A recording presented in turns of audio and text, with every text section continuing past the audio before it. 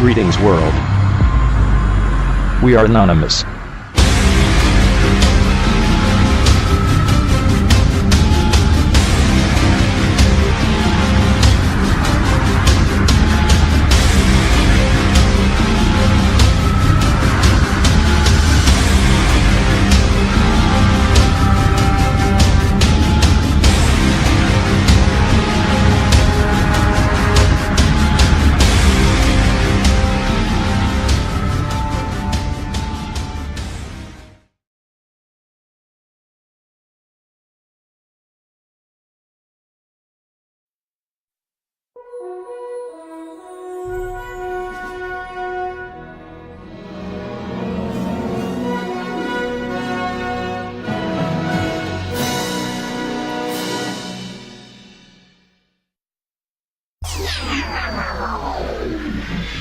Anonymous. Cyber attacks. A new kind of warfare. Hackers and activists. Security leaks. Computer hackers. Activists.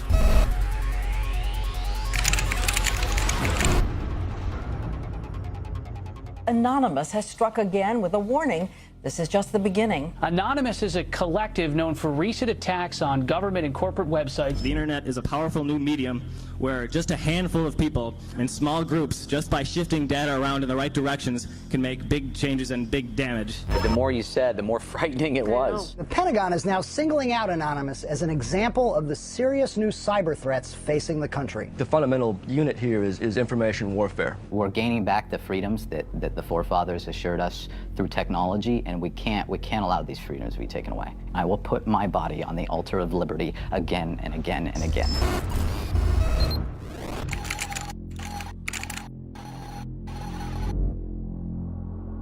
Information is the weapon, and information properly understood and properly used in an honest way is more effective than anything else in the world.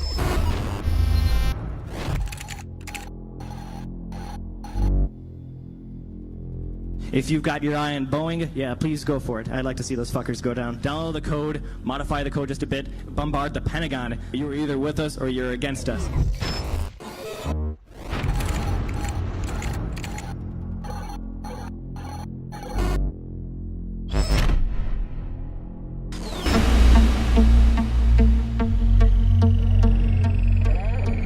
You have 15 minutes available for this call. Hello? Andrew? Are you there?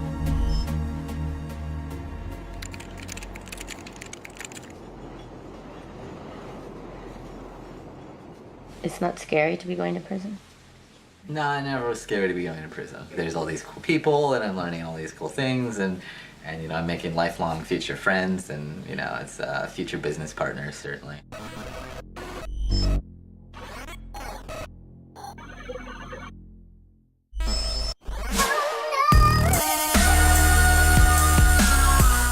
Embarrassing people. I enjoy it. It's viscerally fun. He's an instigator. The most lovable little pest on the internet. His ability to make other people so angry is the talent that he has. Almost 99% of the articles that come out for Weave, they all start with, he's a dick, he's an asshole. Little Weave is going to troll the fuck out of Apple and AT&T.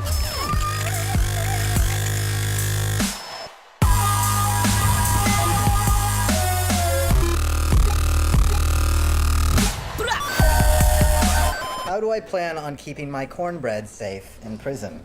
I will stab a nigger that dares reach across my plate.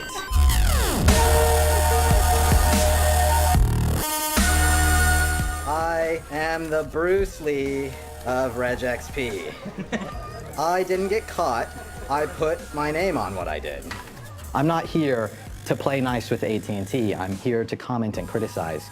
There was a URL on an AT&T web server with a number at the end. And if you had added one to this number, like you could have typed it in the iPad web browser over and over again, you would see the next iPad 3G user email address.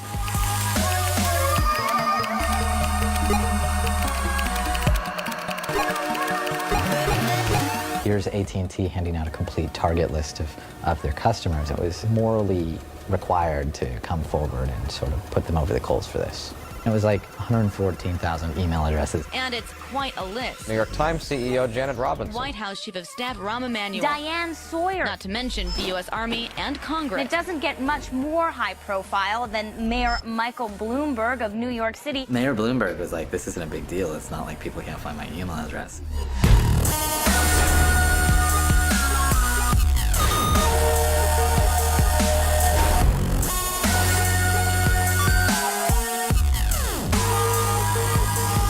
I'm aggregating public data and using it to criticize people whose politics I dislike. The FBI is combing through people's emails, grossly violating their constitutional rights. I think I have moral superiority here.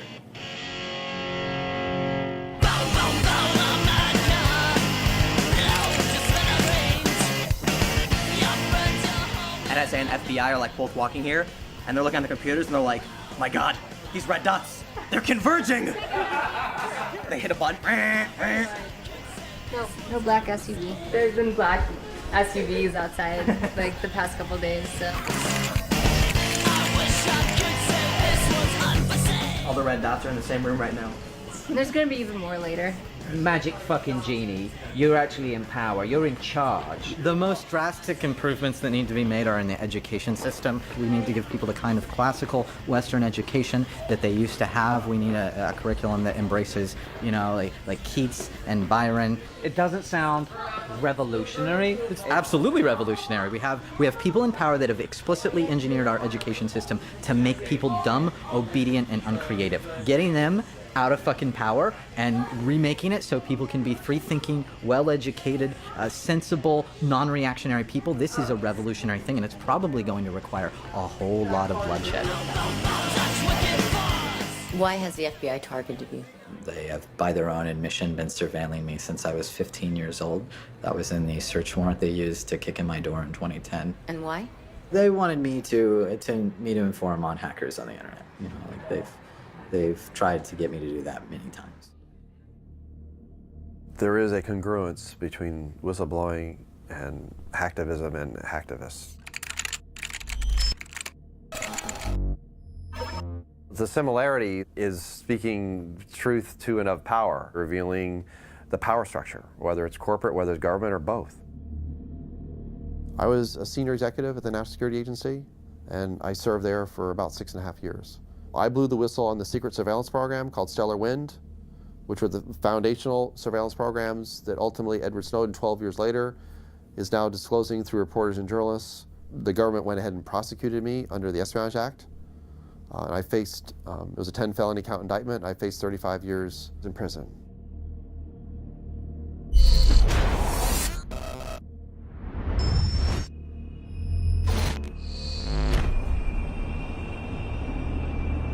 Hackers are important in the sense that they have the capacity to expose the secret or the inner workings of the state, which is why they are terrified of hackers and they are going after them with phenomenal vengeance.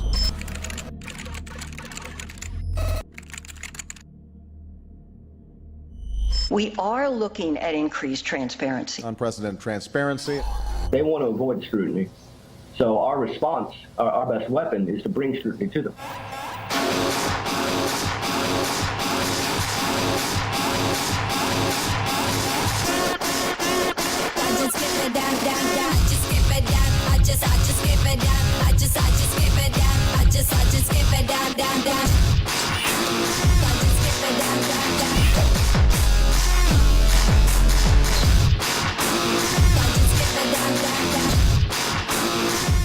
CNN and all these other things, they're not going to spend a single hour doing actual investigation. He called the former head of the NSA at home, like, on a weekly basis for a couple months, trying to get him to talk to him. Barrett was speaking in that language of real adversarial journalism, that the purpose of journalism is not to please those in power, but to report the truth, even when it makes those in power uncomfortable or reflects poorly on them.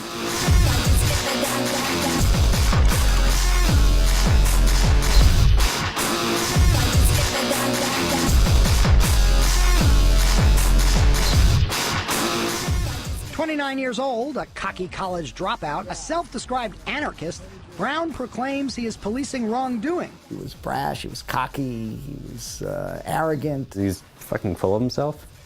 He's awfully narcissistic. He held court, so to speak, from his bathtub. Fucking around on Tiny Chat. Focus, but you can't take away our focus. We're growing up in middle of a digital ruckus. You can say fuck us, I am putting on the stoppers. We could be hackers, making it like Lakers. While we become workers, you become golfers. The modern day coppers beating on us for the papers. The take of NBC Brass was Barrett was not a very appealing character. He was not somebody that they wanted to tout as in any way heroic or doing an admirable thing. Barrett was somebody who was very open about his own struggles with substance abuse. He was on a maintenance drug, like a methadone, like he was on Suboxone. At least he was trying to stay off hard drugs, you know, to be on at least a medicine.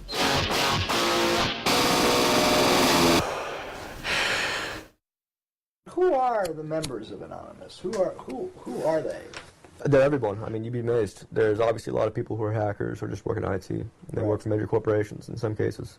There's journalists, writers of all kinds, people who work at gas stations. What is Anonymous? It's basically the power of an absolutely massive group of people coming together. Anonymous are your brothers and sisters, your sons and daughters, your parents and your friends. Anonymous is you. Somos Anonymous. Somos Legión. ونحن نتسامح مع جرائمكم. We were involved in Operation Tunisia, Operation Libya, Operation Algeria, and Operation Egypt. Anonymous cannot and will not stand idly while people are being denied their basic rights and human liberties. Understand that something is horribly wrong with this world.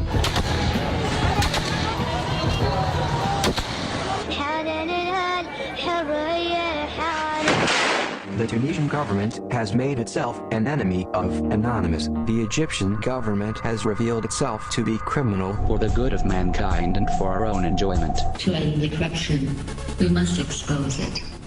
If you are working for a corrupt company, leak the data. If you are working for a corrupt government, leak the documents. Think for yourself. Question authority.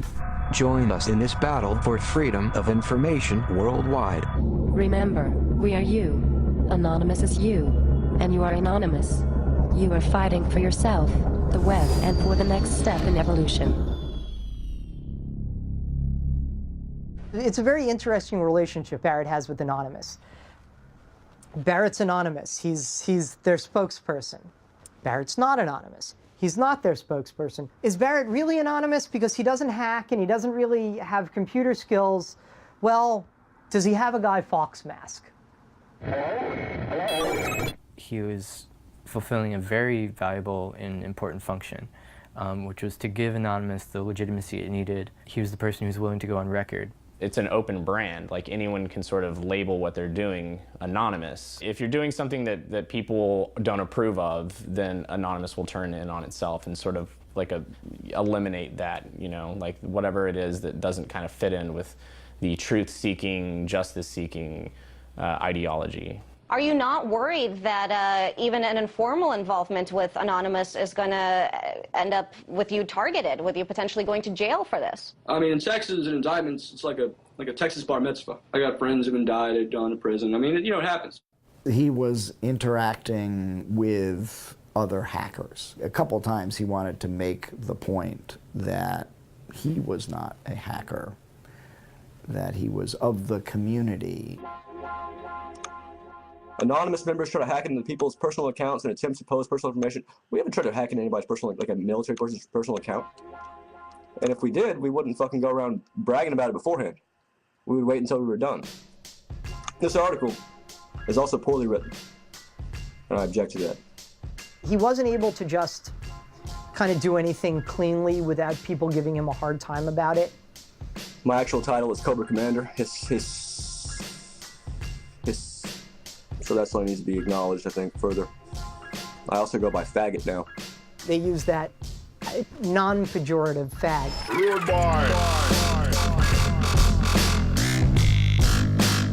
He's an ego fag and a moral fag and a leader fag and a, you know, just about everything but a, you know, but a fag is, you know, leave it to the internet to have to repeat themselves.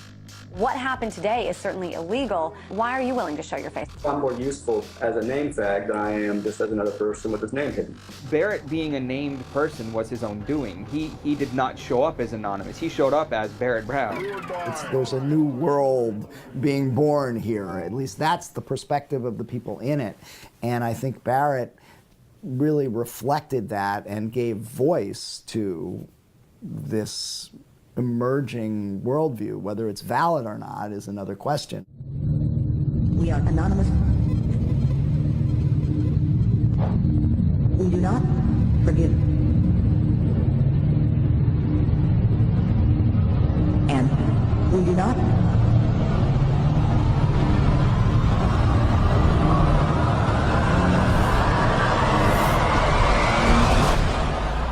forget.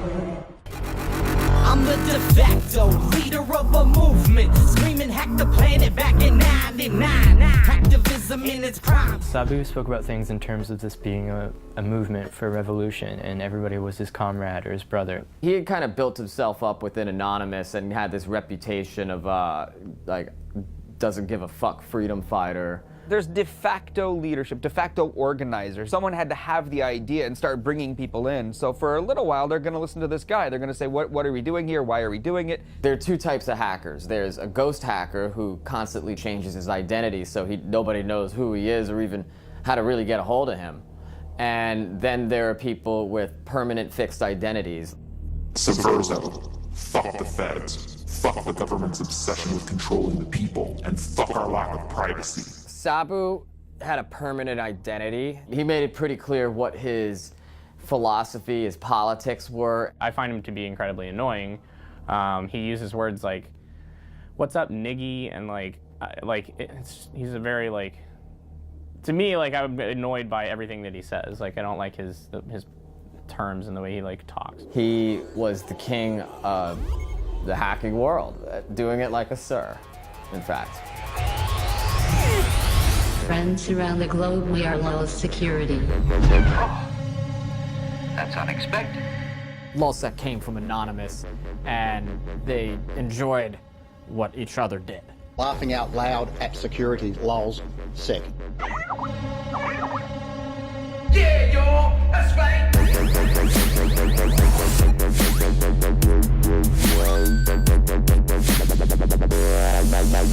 Greetings from Anonymous. For the past decade, the government has tried to take control of our internet ocean. The Lulz boat was just sailing the infinite seas of hacking excellence, hacking the shit out of everybody. Yeah, yo, that's right. We have Fox, X Factor, Sony Pictures, FBI affiliate, CIA, PBS, Senate, Bethesda, Sun, News of the World, Arizona Police Department, AOL, AT&T, NATO, US Navy, your mother. Who's next?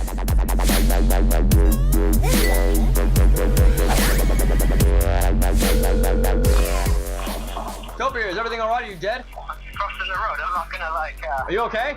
Remember you tweeted my fucking phone number, said 512-560-262. Here's the leader of LulzSec. Call him now. You put it on the fucking LulzSec Twitter. Barrett Brown is the leader of LulzSec. Give him a call now. I got 200 calls. I might have been a bit inebriated. Hurry up! Get the sign. Do you have it? Did they say you passed? Oh my god. Oh my god, you did it. Oh my god. Oh my, you did it, man. No, I'm watching it. I'm standing here watching it. You did it. It's working. It's totally working. I was working in a cubicle, I'd be like, oh, what are those LulzSec guys doing today? You know those God hates fags, morons that protest soldiers' funerals and stomp on American flags because they got a problem with gay people? God hates fags. What part of that don't you understand, girl? I don't fucking understand why God hates fags. Because he can. You can sometimes take over the websites themselves, put messages up as we did today with Westboro. That's unexpected. If you check downloads.westboro Baptist Church right now, you'll see a nice message from Anonymous. The hacks got bigger and bigger and bigger. Pull up the screen, and they're like, Tango down, CIA.gov for the lulz. Very well, sir. I'm like, oh shit. What a hacktivist can do and does do all the time is embarrass the power elite in a way that, you know, boots on the ground can't.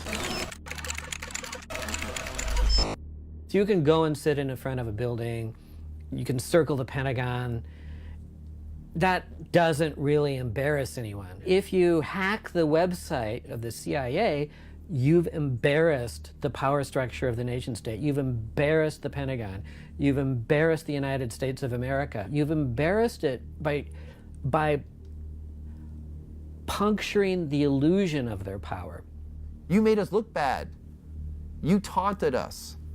We don't take too kindly to that. You embarrassed me. So when someone comes along, like a hacker, and exposes the dark underbelly of this beast, that beast, it's not just tickling the beast, they're gonna take some swipes at you.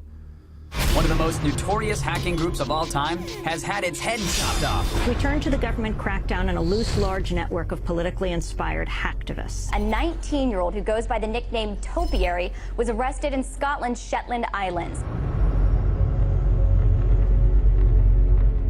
The FBI will pull in some 17, 20-year-old kid and threaten them with 100 years in prison just to get them to inform on people. There were at least 3, snitches involved in the takedown of Lulzsec. This was a domino effect. People were taken into custody that folded on their comrades.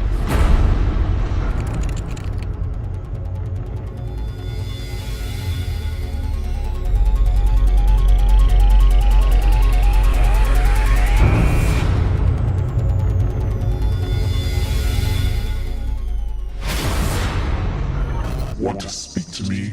Want to join the fight? Go to Wall Street and protest. On September 17, 2011, Sabu comes back on Twitter from his month-long absence, and he's like, "Rise up, my fellas." The next thing I know is 18 chat rooms are linked together, and everybody's working in this Occupy Wall Street chan, and holy shit, all right, so let's get to work. They took your money. They took your freedom. They tried to take your courage. Now we know you cannot be stopped. I grew up in a normal family. I'm from Arkansas. I'm a high school dropout. There's nothing particularly special about me. And there's nothing particularly special about any of us. But together we can form a movement. I am the 99%.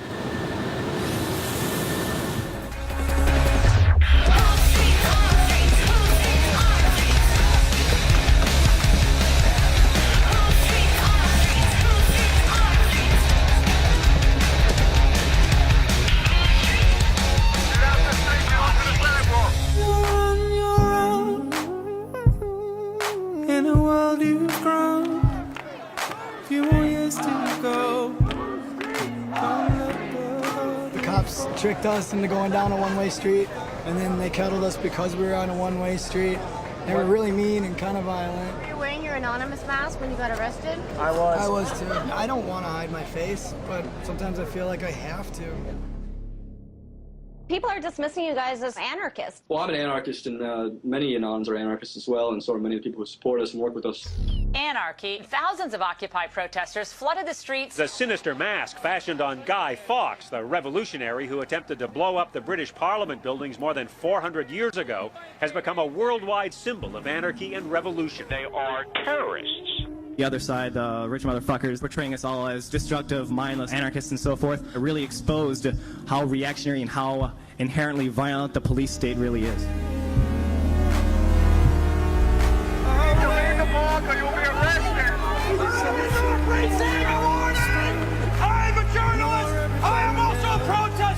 This guy was just arrested, didn't do anything illegal. This guy was just standing around too.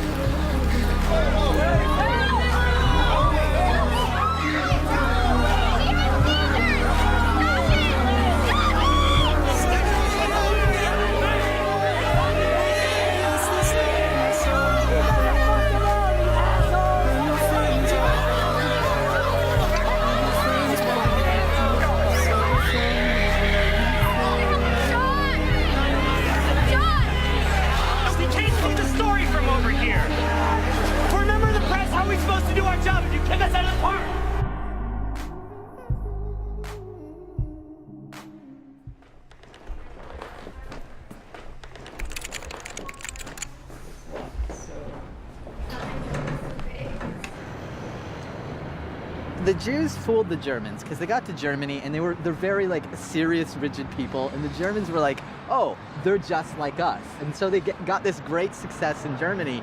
And then the Germans figured out, oh, they took over our banks and it's hyperinflated our currency. Fuck these people. Right? And perhaps the punishment was disproportionate to the crime, but Maybe. The Jews were the criminal people in Germany, and they did have something coming to them, you know?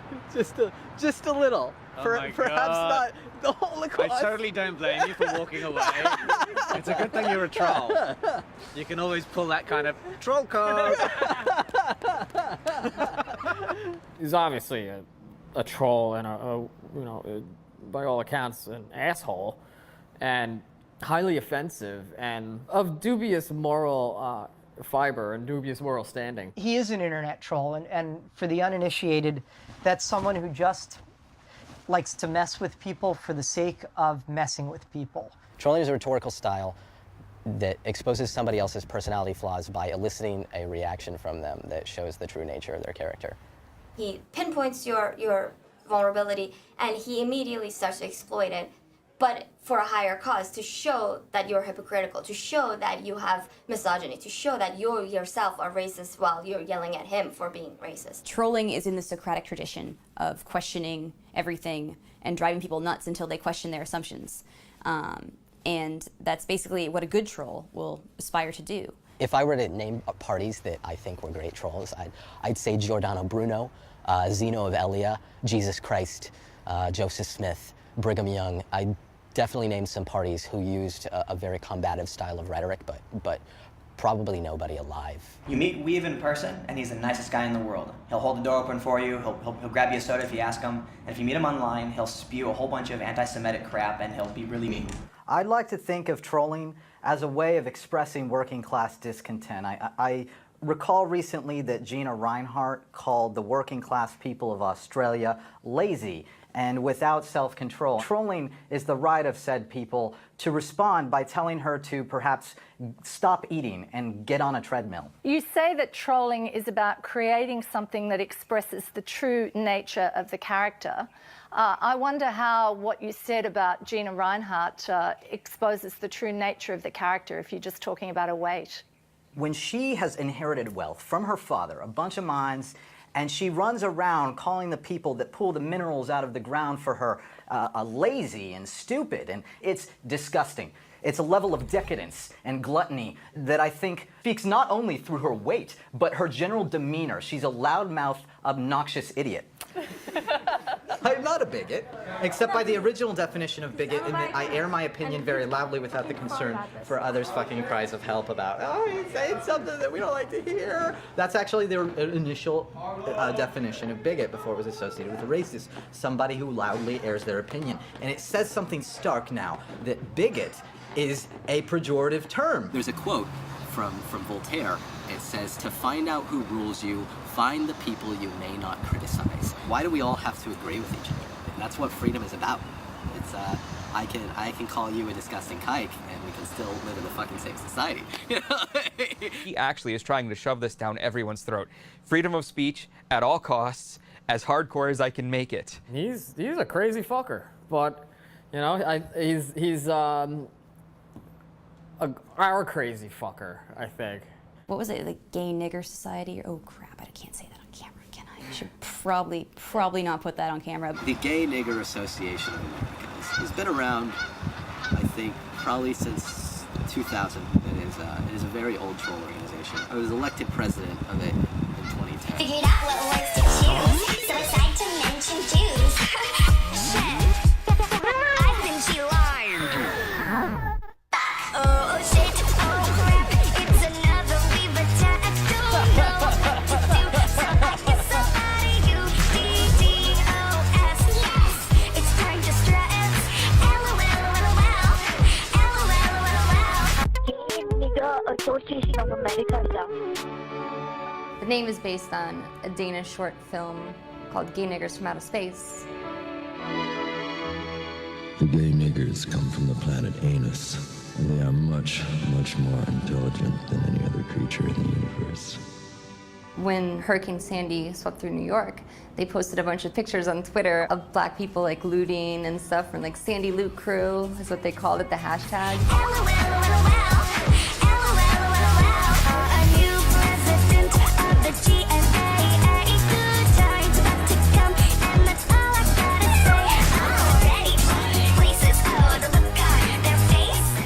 Tons of media outlets picked it up. If people were tweeting out pictures of white people in suits stealing TVs, the media would actually investigate it and be like, all right, this is bullshit, instead of just reporting on nonsense without any forethought. Trolls in trouble. Computer hackers find themselves on the wrong side of the law after breaching AT&T security. I mean, I guess there's like a blurry line between like Goat Security, was it a troll or was it a hack? But I mean, the name Goat Security invokes that terrible image of that ruined my childhood. He named his company Goatsy Security, so if you know what Goatsy is, G-O-A-T-S-E, I'm not going to explain it. Hey, there's a gaping security flaw here. No, Mommy, make it stop!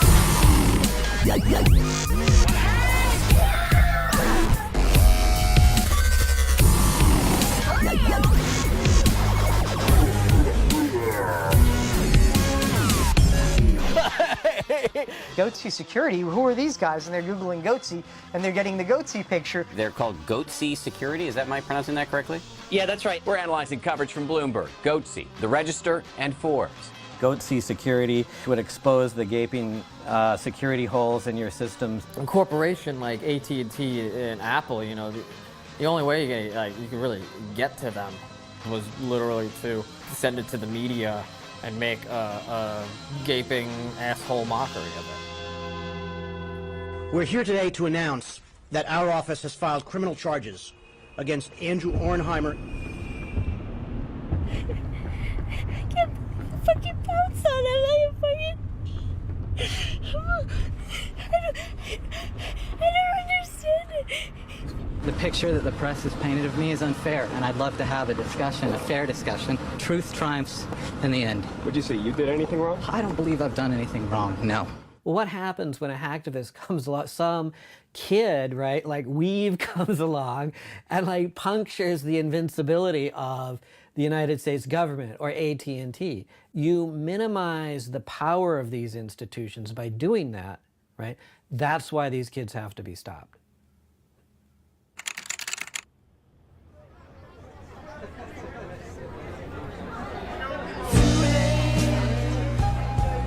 My time has gone. Sent shivers down my spine. Body's aching all the time. Goodbye, everybody. I've got to go.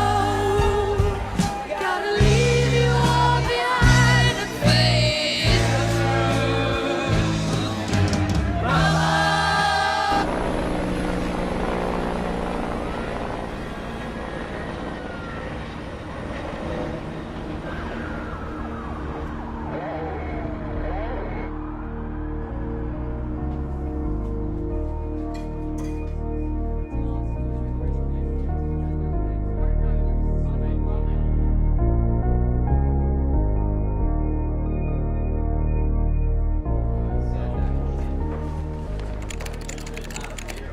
Come on, everybody.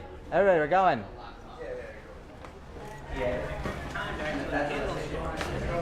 Can you whistle the Ode to Joy?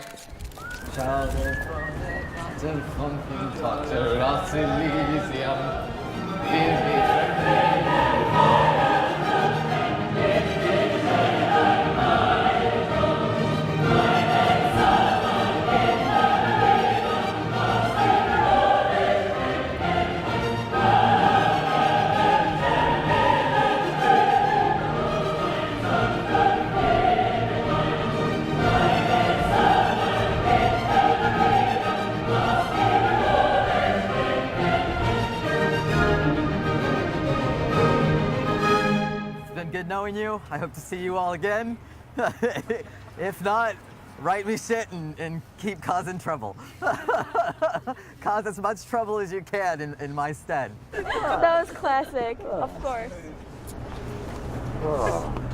We'll talk to you soon, okay? You're not coming in? No, I'm coming in. I just don't know how fast they're going to take you. In my country, there's a problem, and that problem is the feds. They take everybody's freedom, and they never give it back. I'm going to prison for arithmetic. I added 1 to a fucking number on a public web server, and I aggregated this data, and I gave it to a fucking journalist at that man's publication. And this is why I am going to prison, is arithmetic. Fuck this country.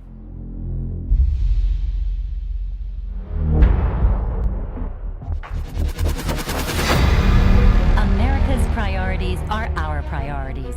We are developing solutions that prevent cyber threats from becoming cyber attacks. Because at Northrop Grumman, values are what enable us to perform at the very highest levels. Because we know that what we do affects the security of our nation and other nations around the globe. Northrop Grumman. CACI. Lockheed Martin. Booz Allen Hamilton. Abraxas. Palantir. Stratfor, leader in global intelligence. A lot of these companies recruit very much from the CIA and from the military intelligence and that kind of thing. That's very, very common for board members in particular to be either ex-generals, ex-CIA, ex-NSA in some cases. Even people who are paying close attention to it, like me, had never really focused on those players before until Barrett started doing the journalism that he was doing. There's always been contractors. We had contractors during the American Revolution. Let's be real in terms of history. We've never had what were defined as inherently governmental functions, including the centerpiece functions of the intelligence system, the most secret being turned over for profit to corporations. If you have that kind of control because of the accesses you're granted and the government giving you the deep state intelligence, the deep state data, guess what? You get to serve the state. You get to justify its continuing existence. You're going to color the world with the mentality of the state, which is the world's a dangerous place. There's lots of threats out there. It's a target-rich environment. These are people that are in this to enrich themselves, right? They're people in the government and they're the people in this business. And they don't care that it's not helping anyone. These are not patriots. These are people that maybe have military backgrounds. They might think of themselves as patriots, but they are not patriots. And we can meet and surpass shareholders' expectations. Branch into adjacent markets and pursue billions of dollars in unconstrained growth opportunities.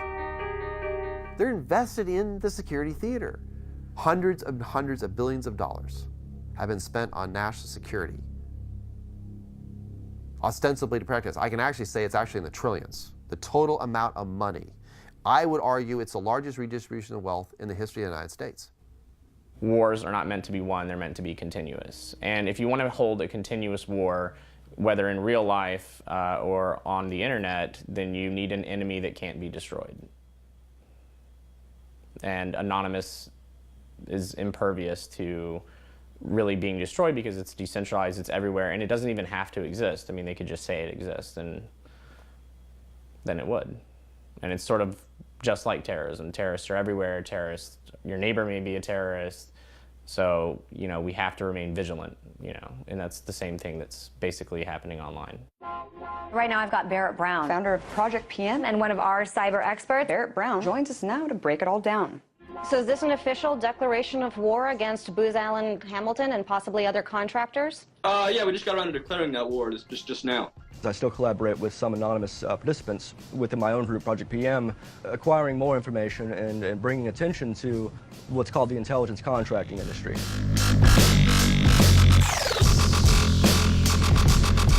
So he has this initiative called Project PM, which is a crowdsourced wiki that is supposed to investigate the mushrooming cybersecurity industrial complex. It's a collaborative research project. You're tapping into the collective consciousness of the world, which is always an incredibly powerful thing to do. That is going to be the future model of journalism. The collusion in part with press, mainstream press, was we're just going to sort of look the other way. We're not going to actually use the powers we have available to us. He was building up this database of who is doing what with who, you know, what intelligence firms are working for what government entities, what outside ones are working together, what contracts have they landed that we don't like, you know, all that type of stuff. stuff they don't want the public to know about.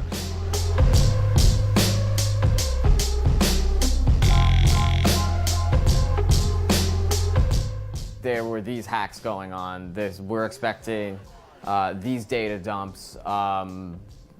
Shit's about to start getting crazy, if you know what I mean.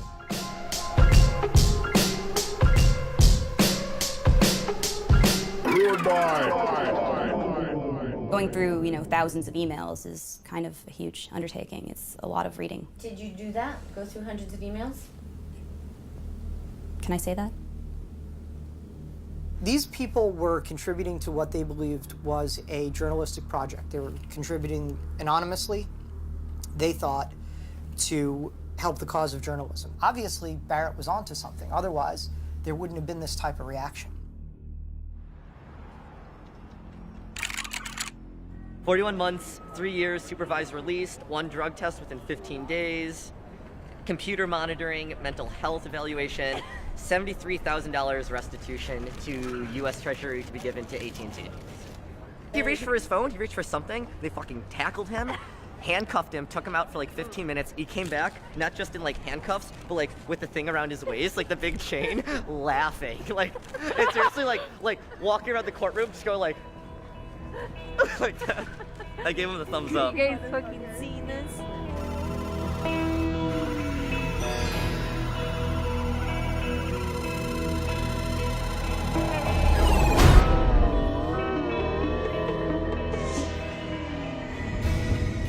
How dare you be skillful? How dare you utilize your knowledge? It's fucking absurd. And of course it's AT&T's fault. They are responsible. How can you say that the company that designed the website is not responsible for their security flaws? So the federal prosecutor said during Weave's trial that just because he has a special skill, he shouldn't have power over other people.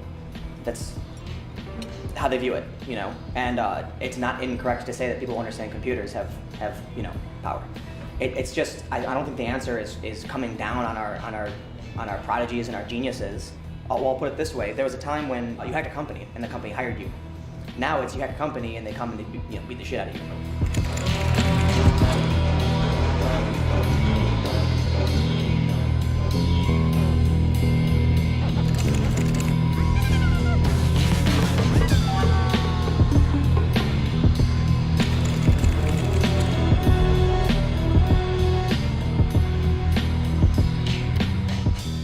Hackers, hacktivists in prison by virtue of pointing out weaknesses in the very structures that we depend on as a common good. But we weaken the common good for what? We're turning on ourselves. And any time a country empire turns on itself and begins to find threats from within, well, that should tell you how far gone we are.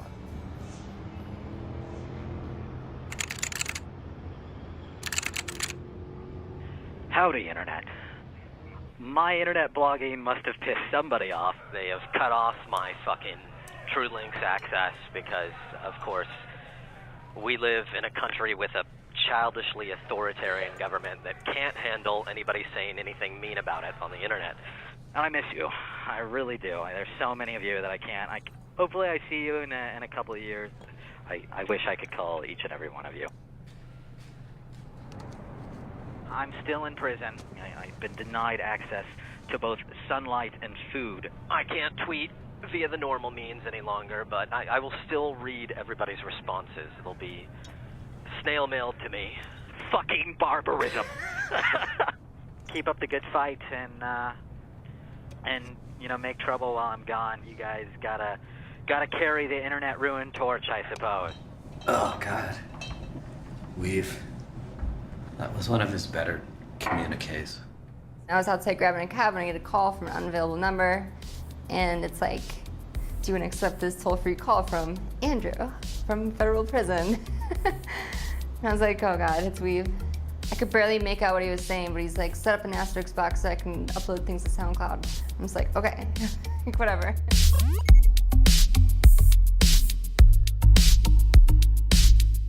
He had email access for a month, and then they took it away because they figured out that he was sending messages to another person who was tweeting them out from his account. he and someone else had like code words set up, so if I said like, say this to my mom or something like that, then the next line would be a tweet.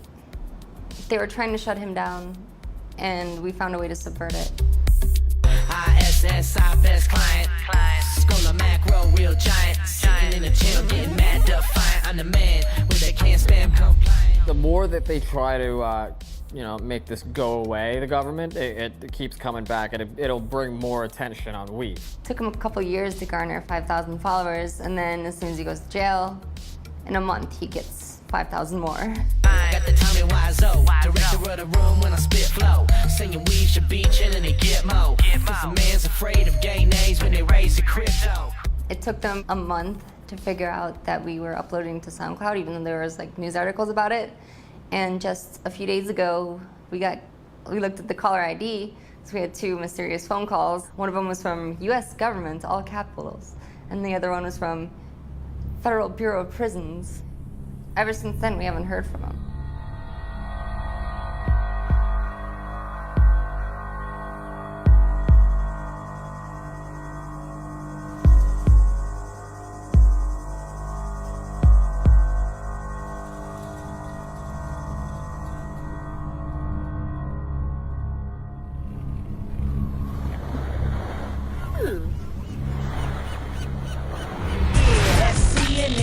You want the interview? Send a prison message to the nickname Sabu. On IRC, man, reconvening it's a 99. Both that shit down, screaming. Pound and sick. Out of kind of the ashes of lulzsec, Sabu wants a new thing, a new group, a new cause going forward, and this becomes anti-sec. With the visuals of machine guns, this was no longer a laughing matter, and they were not playing games anymore. He was training people to attack government websites and attack large corporations and businesses. Pound and me sick. Pound it to the bleachers. Pound and me sick. If you're sitting below deck in the low smoke, salute, bitch, and show some respect. Pound and me sick. Greetings, pirates, and welcome to another exciting Fuck FBI Friday release. For Fuck FBI Friday, we are releasing 1 gigabyte of private emails and documents. It was asking for trouble, and trouble came in a way that nobody could have even written this.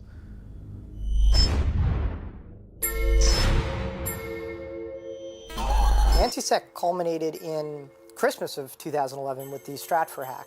I remember like being with my family around Christmas, like glued to my computer, like looking over, trying to interact with my family, right, at the same time as, the Stratfor stuff's going on. And I guess there's that glee that happens, right? The glee that happens whenever, like, oh, this happened, this big hack. Some people are just hanging out, because it's like, I'm a devotee to train wrecks. And other people are, like, seeking out knowledge.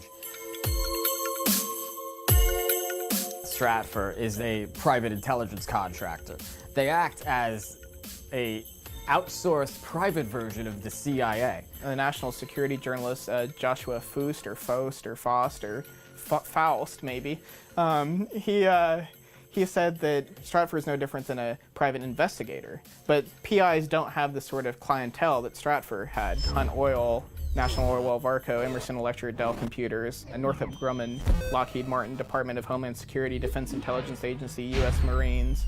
And they don't have the sort of informants that Stratfor has. Israeli Prime Minister Benjamin Netanyahu, Mexican diplomat Fernando de la Mora Salcedo, DEA pilot and sometimes supervisor William F. Dion, giving them information off of JWIC's top secret classified computer network.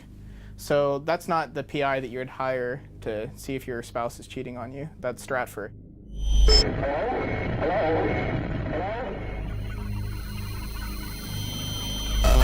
The gifts that a non-Santa left under the Lulzsmith tree are just the beginning. Cyber thieves made off with the personal details of hundreds of thousands of subscribers. They woke up to find that they'd given an unexpected Christmas present of $50,000 between them to numerous high-profile charities. Here comes Santa, here comes Santa. Expect us. Here comes Santa Claus. Here comes Santa. Julian, will you dance with me? It's not about the money. We want the world to dance. We want the world to dance. So first, dance with me. Dance with me. These are our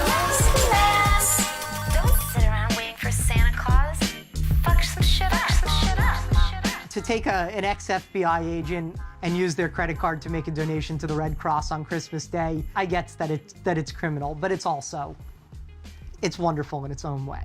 The Stratfor hack, it's claimed, also contains email conversations between Stratfor employees and officials in government. Every week, a company or an agency, is this going to get worse? I think so. People broke into something and wow, criminals. Well, okay, even if you want to call them criminals, they're coming up with this information that looks a lot like criminal activity. The day that WikiLeaks published the Global Intelligence Files, which is what it calls the Stratfor leak, The Atlantic wrote an article titled, "Stratfor is a joke and so is WikiLeaks for taking it seriously." And that was the very day of the leak, so surely they didn't read the 5 million emails that I've spent more than a year researching.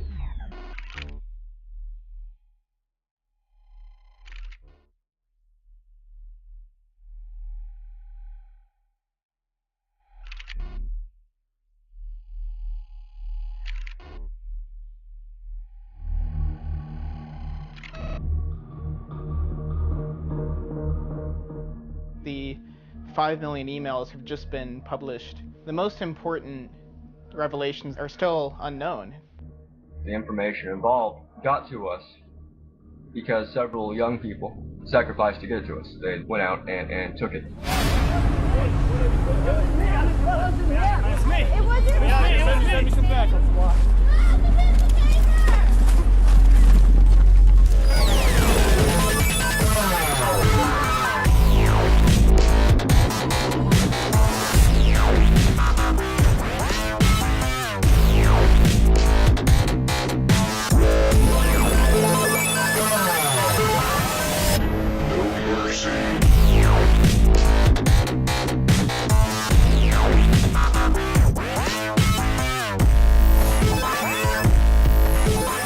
Infamous anonymous hacker Jeremy Hammond, #1 on the FBI cybercrime list, pled guilty to Christmas hacking spree.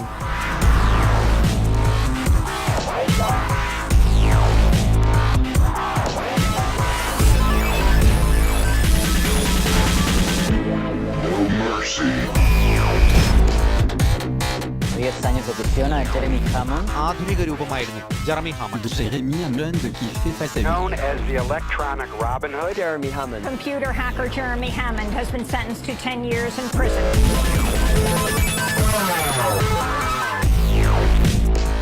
As a former journalist, a former investigative reporter for the New York Times, I am stunned that the rest of my colleagues, well, I mean, frankly, I'm not that stunned, are not here. Jeremy's going to jail for 10 years. I don't think a lot of people in this country are going to find out about it if the New York Times doesn't cover it. That's just the way that the media is set up right now. There's a lot of people on the outside supporting him. He's gotten a lot of letters, so, you know.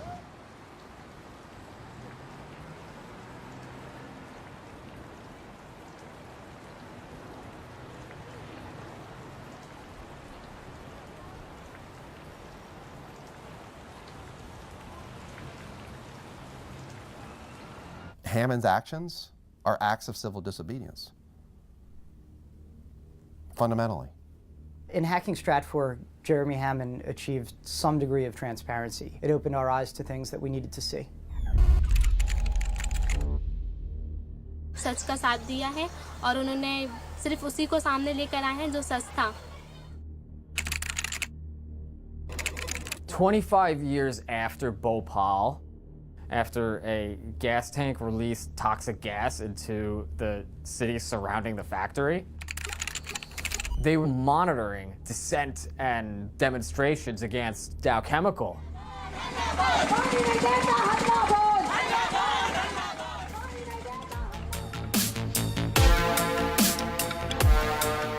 Data wants to be free is the hacker credo. The real questions we need to be asking is, you know, when this data is, you know, shared with people, who is it benefiting and who is it hurting? Jeremy's apartment, you know, is just books scattered about the floor, books on the shelves. What could be more dangerous than books? The internet. You know, which is really just one giant book about all of us being written in real time.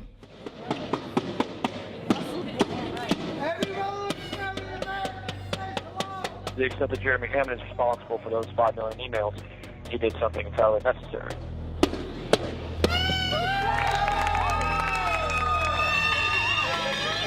Stop projecting this. If the U.S. was a country that was actually governed in accordance with the rule of law, then I would be the first to oppose any crime against any company, including hacking. But the fact of the matter is that this is not a country governed in the rule of law. We love you! We love you! We all love you, Jeremy! We all love you! We all love you! Jeremy, flash your light! Jeremy! She loves you! Jeremy, flash your light! Your mom is here! Your mom is here! She loves you! She loves you! And I'm proud of you too, boy!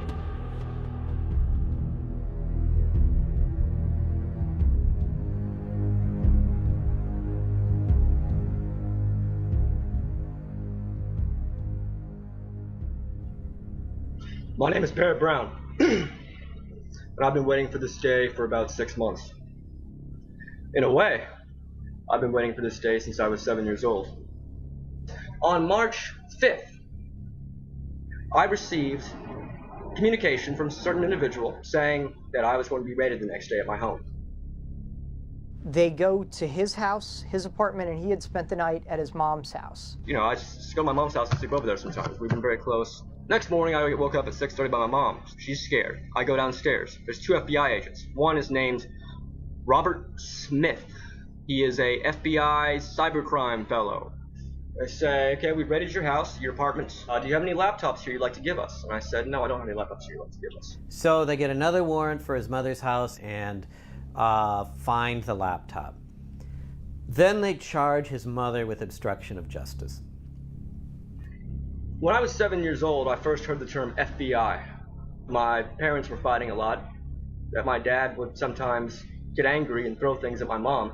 And part of the reason for that was because my dad was being indicted by the FBI. I went from living in a nice house in Highland Park, one of the nicest communities in America, to living in a 2-bedroom apartment with my mom and grandma and sharing a bed with my mom for the next year when I was in 3rd grade. They'd gone after his father and bankrupted his father, and his father was eventually found innocent and apologized to by the court. So basically, the FBI ruined his family. When I was in the backyard, and I remember I heard the Mexican FBI agent bring the other one back in and said, oh yeah, the bad guy's back here.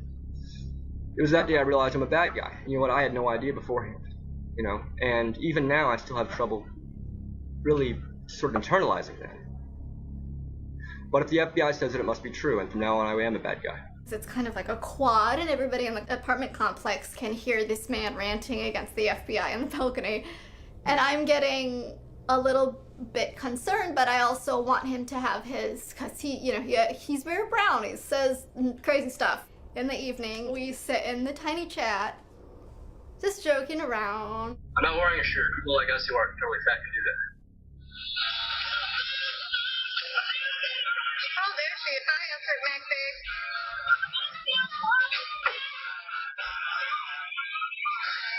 On 4, guys. On 4.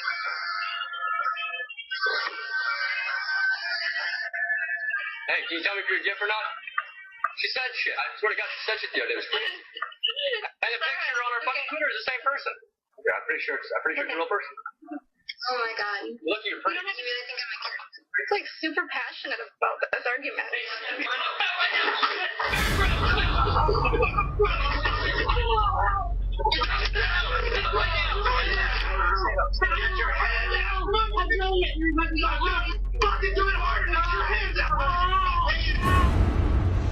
Oh, is Barrett getting fucking raided by the FBI? Holy shit!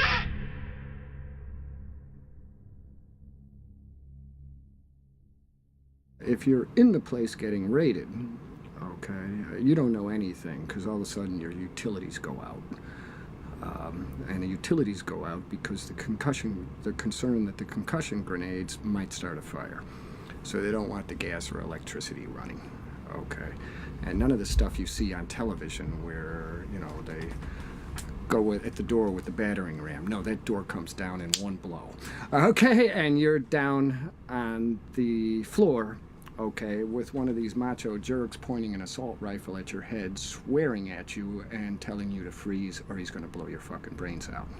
The second agent came around in his camo with his gun, and he looked at me as if he didn't know there would be a girl there. Barrett's mother came over. She sees Barrett Brown V and then the ampersand over and over and over again on Twitter.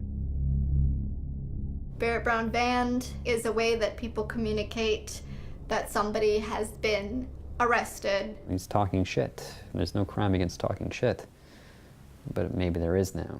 Robert Smith's life is over. So when I say his life is over, I don't say I'm gonna go kill him. But I'm gonna ruin his life and look into his fucking kids. How you like them apples? What kind of threat ends with "How do you like them apples"? It's like from like 1840 or something like that. If it was just threatening the agent and that's all he was being charged with, I wouldn't even care about this case. Let him and Special Agent Robert Smith go out back and duke it out, or let Special Agent Smith beat him up, or whatever he has to do. The second indictment comes, and then it's like a fucking kick in the gut.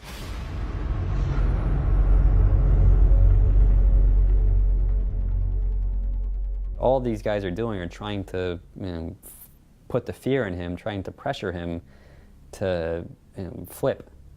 Barrett's such a stubborn asshole that he's never going to flip. Their claim is that he took a link, copied it. It's journalistically important to get the client list. Pasted it into the Project PM chat room, and in that one move, produced criminal exposure for himself. The Barrett Brown case is another one of these seminal cases, and the government wants to send a very chilling message. It's fundamentally a First Amendment case. How dare you hold up the mirror to us?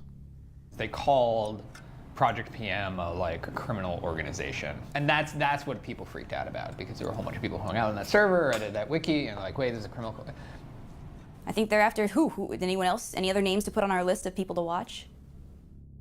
The tingly feelings of paranoia crawling up my spine like a spider, they're there for a reason. Just because you're paranoid doesn't mean they're not after you. So Jeremy Hammond did the hack, 10 years at this point. Who's the guy that's looking at 105 years at this point? It's Barrett Brown. And what's the difference? He's disseminating the information. He's doing something more dangerous than what Jeremy did. Here's the message it sends from the government to the hacktivists who are getting great coverage and are becoming folk heroes through the press. Don't talk to the press, because we're gonna get their computers and we're gonna get their sources and we're gonna get you through that. To the press who are covering the hacktivists, don't cover these hacktivists, because we're gonna get you.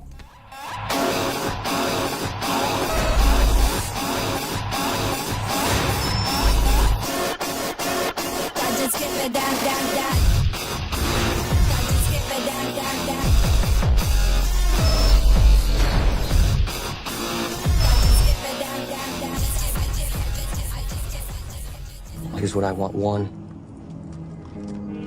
I'm no longer your bitch. 2, all of my charges are dropped. 3, all of Barrett Brown's charges are dropped. That's up to the U.S. Attorney. Figure it out.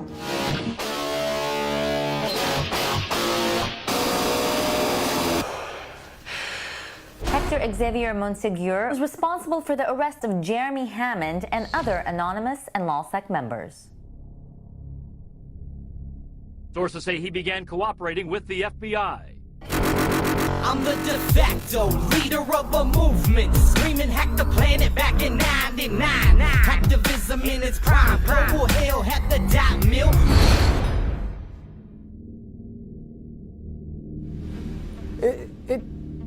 I felt like my brains had been blown out, like it was the last scene of The Departed. The FBI arrests Sabu, and they turn him within a day, and they have him back on the internet within 2 days. This isn't like some guy going undercover in the Gambino crime family in person for years. None of us had ever met him before. He was just this guy we knew from the internet. He talks the talk so forcefully with that kind of New York personality. You know, we are doing the right thing for the people. We are building this anew from the ground up. We are taking down the ugly, evil, capitalist, imperial machinery and we are building it back up with our own hands, my brother, he says.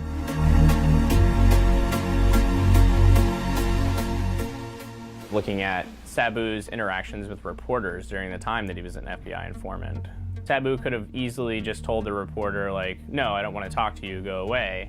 But that's not what he did. He engaged in like an hour-and-a-half long conversation and then screen capped it and handed that information over to the FBI. So that's not a free press. The government has journalists under surveillance. Do you think the government's targeting you? I hope not. I hope I'm not. Shit. Everybody's paranoia is just through the fucking roof.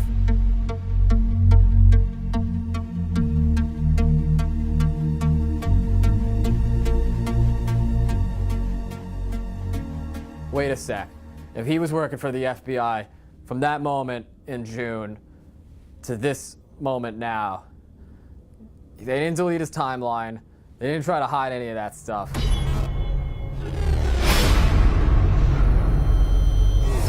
That's CNN. You want the interview? Send a print message to the nickname Sabu.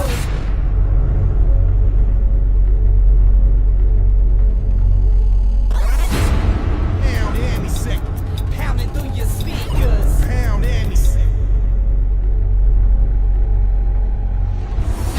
Want to speak to me? Want to join the fight? Go to Wall Street and protest.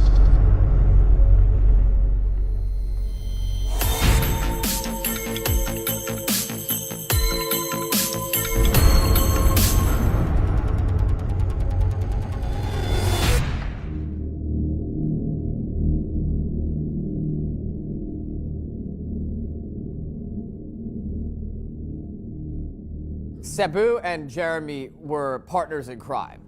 They were the digital Bonnie and Clyde, if you will. Except one of them is working for the FBI the whole time. The FBI is operating in sort of a new theater, which is online. The government likes to use these hyperbolic terms referring to cyber warfare, cyber weapons.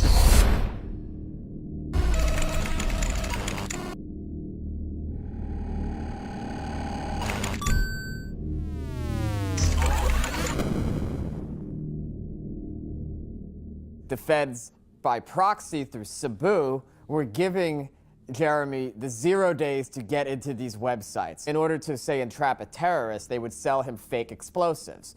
But instead of giving him fake explosives, the 0 days are real. In the hacker world, you either get in or you don't get in. There's no fake hack.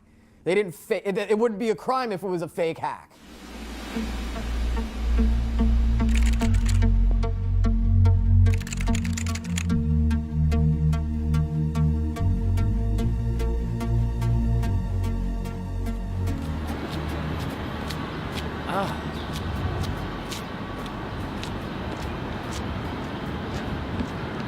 It's the only way I could describe it, dude.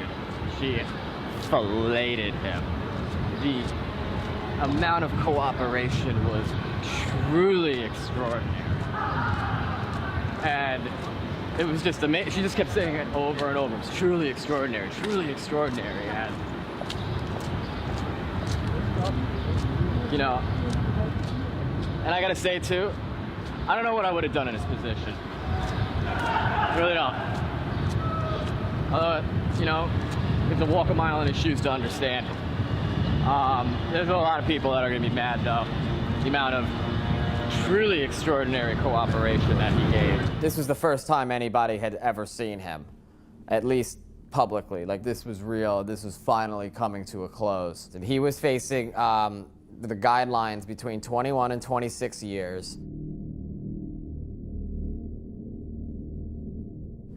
He walked out of the Manhattan court complex a free man. Yeah. He immediately cooperated with the FBI when they arrested him, and the judge said that that was probably the most significant aspect of the case, was that Sabu flipped so quickly, which enabled the FBI to sort of become a part of Anonymous over a 9-month period. They were apparently sitting at the computer with him at times. He had a camera in his apartment or house that was videotaping him every day. He was debriefed regularly by the FBI. Judge Preska said, and I quote, "I salute you." The prosecution and the defense and sort of built him up to be this sort of conservative folk hero, like the model FBI informant, the person who every informant should live up to be, to the point where it made it impossible for them to give him jail time. You can't. It would have been bad for the informant program for him to have worked that long, to work 3 years and then be sentenced to prison. Sabu pretty much neutralized Anonymous. Yeah. Completely. Yeah. Neutralized Anonymous. And after he went down, everyone's afraid of following any leader, and they're also afraid of, starting an operation on their own. In general, nobody trusts anyone. If you go on any IRC chat, they're all just talking about, like, who's the Fed? You're the Fed. You're a Fed. Yeah, What about the Fed? Come on. Yeah, and what about that? Well, Like, forget who cares? even Yeah, we know you're a Fed. At the end of the day, he's just a hacker getting used by the government. Sabu is the big snitch. Like, the 9th circle of hell is reserved for Sabu. Him and Cain and like Judas will be there with Satan. Lean back, bitch, we be sending an injection. Magic quotes off, join table in a section. Put it up on base bin, it won't get erased then. 20 million hits till you're down like some cavemen.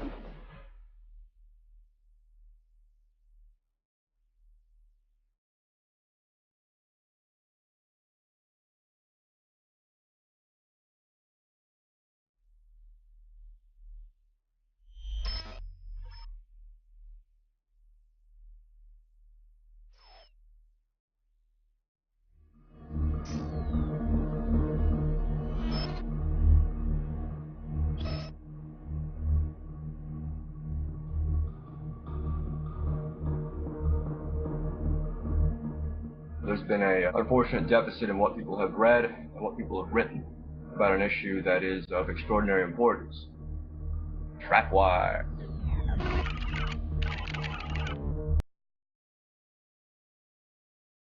Barrett sort of shines the light on this stuff. He's like, oh my God, it's actually happening. You've got the emails right there.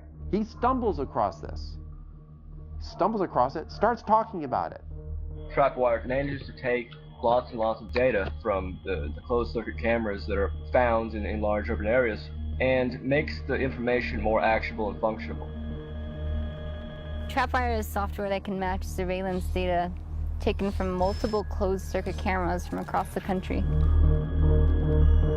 Video feeds are fed into a centralized system that analyzes them for patterns of suspicious behavior. To understand Trapwire, you have to understand sort of the larger context. Because Trapwire is a critical piece of the surveillance apparatus. This is actually doing very large swath, persistent surveillance. In 2007, Trapwire cost about $1.7 million to operate in Los Angeles County. What we know about how it functions is largely gleaned from those emails. Trapwire has been deployed in Seattle, in Los Angeles, in DC.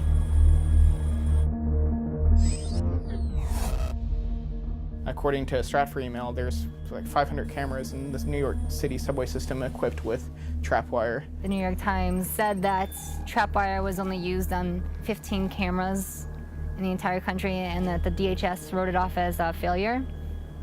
That's a complete lie.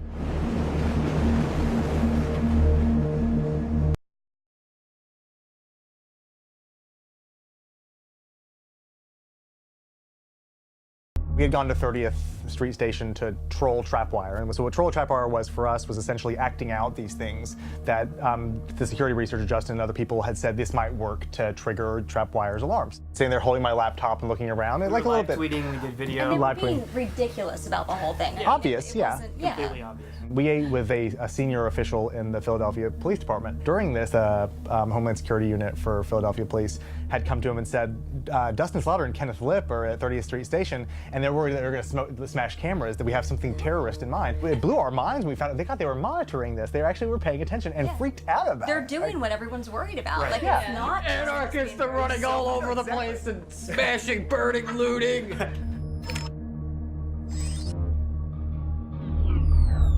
Coverage of trapwire in the U.S. The whole story was smothered in its crib by the New York Times.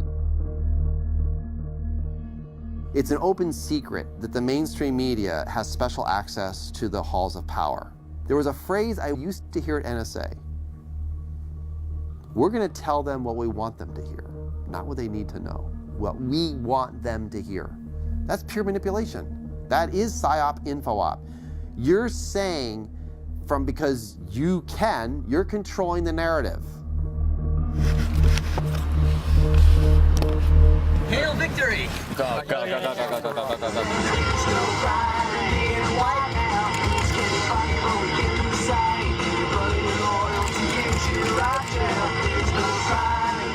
I lost 17 pounds in the shoe. Yeah, dude. I was in a hunger strike cell, and they were taking my blood to make sure that I wasn't starving to death, you know? I was on hunger strike because they refused to give me my books and my magazines and my newspapers and my mail.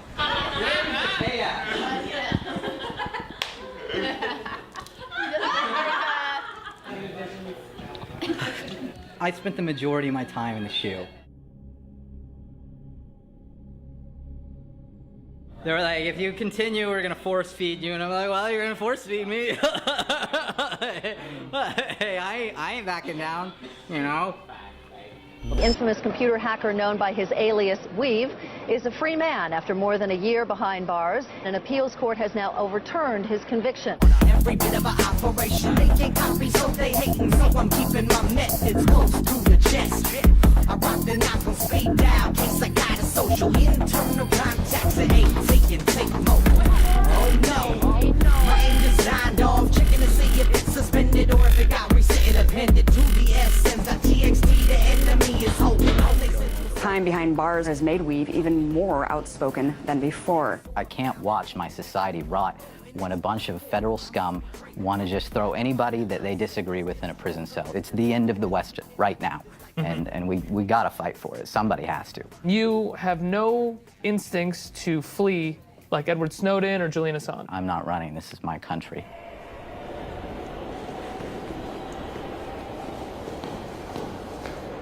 Ladies and gentlemen. So this case is at every step of the way, from the initial criminal complaint to my time in prison. It has always been about my speech, and they've wanted to silence me. And they further punished me in prison and subjected me to conditions above and beyond any other of the prisoners at my facility because of my speech. They wanted me to disappear from public view and memory. It was inside the shoe, inside the shoe.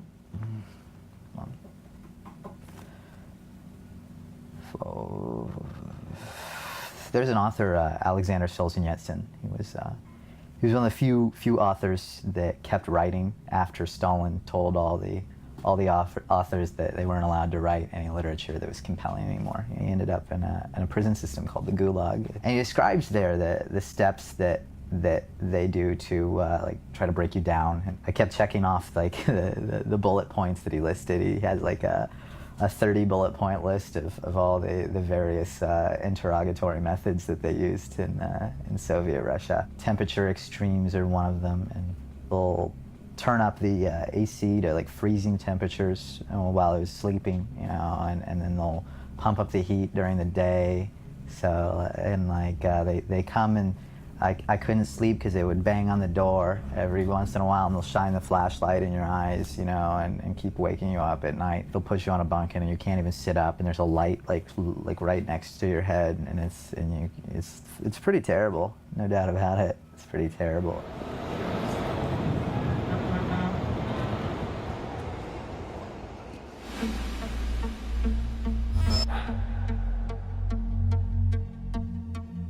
The surveillance state's already here. It's already here. We're constantly on like this. Like we can't put that back in the box. Like we can fret about it and say, oh gosh, we need more controls. A lot like that infrastructure is there and it's not going away. They can watch us through our webcams. They can listen through our phones. There's no privacy left, virtually. We are the most watched, surveilled, monitored, eavesdropped population in the history of the human race. If you have nothing to hide as justification for violating your rights, then you have nothing to worry about. You know where that phrase came from? Goebbels from the Nazi era. Nothing to hide? That means there is no privacy. I left Iran to come here, and now I can't have security or privacy? All we want is just fucking live our lives. Half of us wouldn't even give a shit if we could all be left alone. It's my right by birth to have privacy. They want to own you.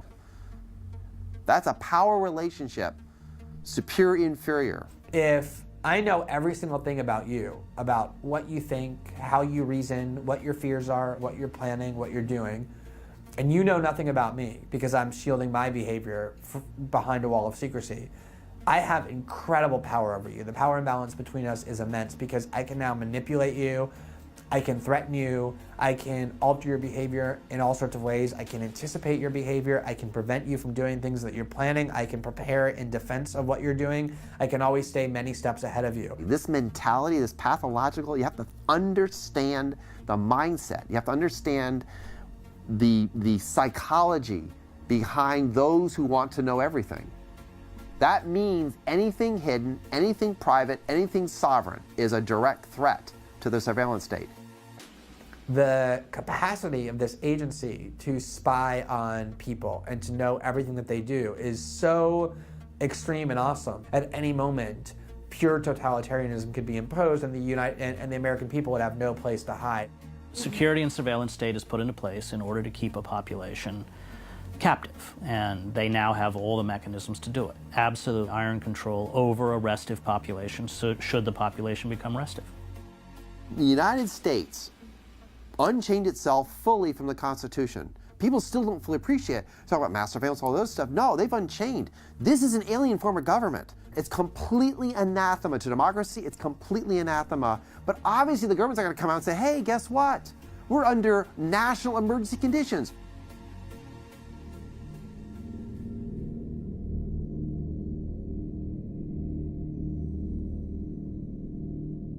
Every time they come after someone like myself and the wealth they have, it damages them. To the extent that these things happen and they get publicized, the population is antagonized. Now, I didn't get into this to stay out of prison. I'm still trying to figure out, how I can be most effective from here.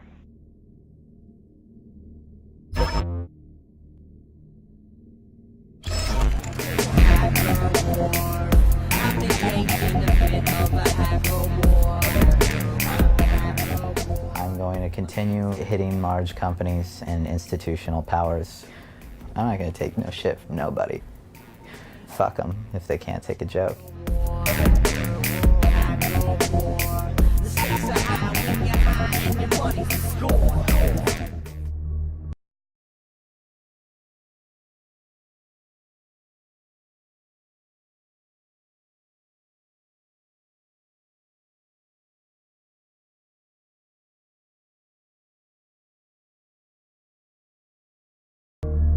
I was not going to sit still and remain silent, because if I had remained silent, I myself would have been complicit in the conduct of a crime against the sovereignty of who we are as people. That's we the people, capital W and capital P, we the people.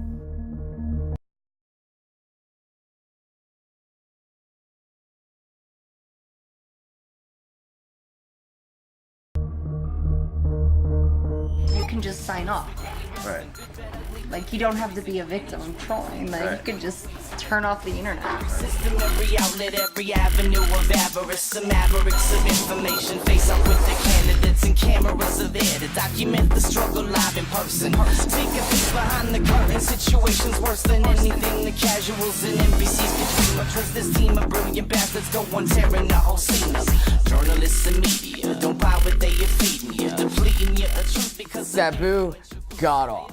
Judge Preska and the attorneys and the defenders got on their knees and filleted him. That's like a lot more sex than I remember going on in the courtroom. Don't limit your activism to just the mere world of computers. Take it to the streets. We need more foot soldiers in the streets to fuck up shit. Deep into the void.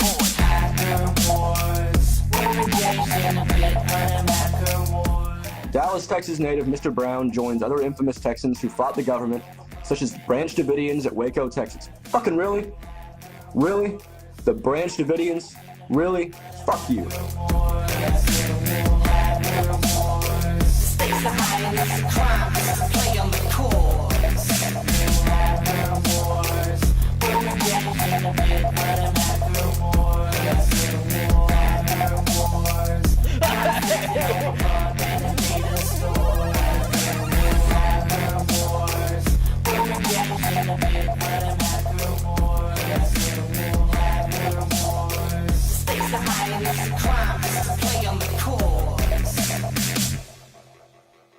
I just wanna buy it. We just wanna ride it. Gas in the air. Police states here. Nah, don't be scared, say it. I just wanna buy it. We need to act for change. On every single front of oppression is what we have to rage. Or at least I'm gonna live today, no second of my casket lays now. 6 feet and everyone is even digging a half to wait. Hand when I do pass that won't fuel to the vibe they can't contain. Cause chances are that I'll get locked or they'll assassinate me. But that's why we are here to fucking clash and rage against the machine that plans to take our brand and slaves in the standard ways. And if we do not make a fucking stand today, there will be no tomorrow, so don't act today. Cause the whole globe could easily be a massive rave. And somehow we need to activate the other captive states to go and agitate to get them mad and say it's about time we go and crack the safe. And you can call me crazy, well I am insane, but you should blame a combo mix of that's the vein and the aspartame and the fashion page. But I plan to shine and you can either best and rage to join the shit and realize I just wanna buy it. I just wanna buy it. We just wanna ride it. Gas in the air. The police states here. Nah, I'm killing my buzz with all this politics.